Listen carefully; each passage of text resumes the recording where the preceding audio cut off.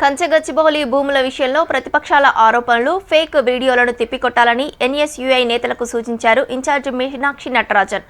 ఇప్పటికే ఈ విషయంలో ప్రభుత్వం కమిటీ వేసిందని, అన్ని వర్గాలతో మాట్లాడి సమస్యను పరిష్కరిస్తామని చెప్పారు.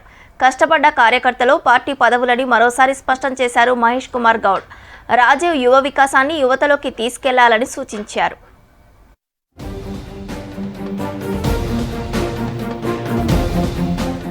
రాష్ట్రంలో తాజా పరిస్థితులు, కంచెగచ్చిబౌలి భూముల వివాదంపై ఏఐసీసీ ఆరా తీసింది. పీసీసీ చీఫ్ మహేష్ కుమార్, మంత్రులు భట్టి విక్రమార్క, శ్రీధర్ బాబు, పొన్నం ప్రభాకర్, ఇతర ముఖ్య నేతలతో సమావేశమై చర్చించారు రాష్ట్ర కాంగ్రెస్ వ్యవహారాల ఇన్ఛార్జ్ మీనాక్షి నటరాజన్. ఆ తర్వాత ఎన్ఎస్యుఐ నేతలతో కీలక భేటీ నిర్వహించారు. హెచ్సియు భూముల విషయంపై మీనాక్షి నటరాజన్ అభిప్రాయ సేకరణ చేశారు.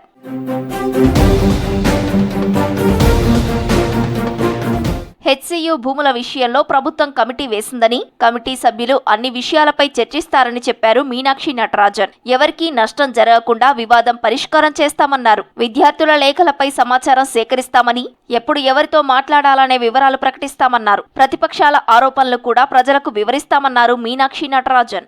मेरा अपना लंबा इतिहास जुड़ा रहा है और पूरे देश में पर्यावरण के मुद्दों पर और अधिकारों के मुद्दों पर हम लोग लड़ते रहे हैं और जो सरकार ने 3 मंत्रियों की एक समिति बनाई है उनको भी मिले और फिर इसमें से बीच का कोई रास्ता सरकार और सारे तेलंगाना के जो वरिष्ठ नागरिक हैं, जो सामाजिक सचेतक हैं, वो सब मिलकर के एक रास्ता बाहर का निकाल सकते.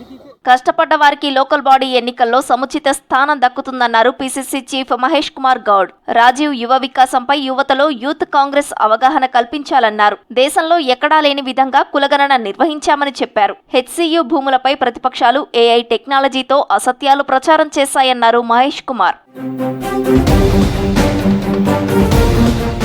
కాంగ్రెస్ మేనిఫెస్టోలో ఇచ్చిన మాట ప్రకారం సన్నబియ్యం పంపిణీ చేస్తున్నామన్నారు చెన్నూరు కాంగ్రెస్ ఎమ్మెల్యే వివేక్ వెంకటస్వామి. గతంలో దొడ్డు బియ్యం ఇవ్వడంతోనే రేషన్ మాఫియా తయారైందన్నారు. త్వరలోనే అర్హులైన వారందరికీ ఇందిరమ్మ ఇండ్లు పంపిణీ చేస్తామన్నారు. మంచిర్యాల జిల్లా చెన్నూరు మండలంలోని కిష్టంపేటలో సన్నబియ్యం పథకాన్ని ప్రారంభించారు ఎమ్మెల్యే వివేక్. మీకు అందరు తెలిసిన విషయమే, దొడ్డు బియ్యం ఇచ్చినప్పుడు ఇక్కడ అన్ని దందాలు నడిచేటి. దొడ్డు బియ్యంని ఎవ్వరు కూడా వాడేది కాదు, వారు అమ్ముకునేది. ఇక్కడి నుంచి కూడా మహారాష్ట్ర పోయి ఒక బియ్యం మాఫియా నడిచేది. సంవత్సరము అందరూ ఏదైతే ఎదురు చూస్తున్నారో ఇందిరమ్మ ఇల్లులు కూడా ఇచ్చే కార్యక్రమం రాష్ట్ర ప్రభుత్వం తీసుకోవడం జరిగింది. ఖమ్మం జిల్లా 3 టౌన్లో ర్యాలీ నిర్వహించారు కాంగ్రెస్ నేతలు. పెద్దమ్మ తల్లి టెంపుల్ నుంచి పత్తి మార్కెట్ వరకు జై భీమ్, జై బాపు, జై సంవిధాన్ పేరుతో ర్యాలీ చేశారు. కేంద్రంలోని మోదీ సర్కార్ ప్రజా వ్యతిరేక విధానాలు అనుసరిస్తుందన్నారు. రాజ్యాంగాన్ని తొలగించాలని ప్రయత్నిస్తుందని మండిపడ్డారు. దేశంలో రాజ్యాంగాన్ని కాపాడేందుకు కాంగ్రెస్ ఫైట్ చేస్తుందన్నారు నేతలు.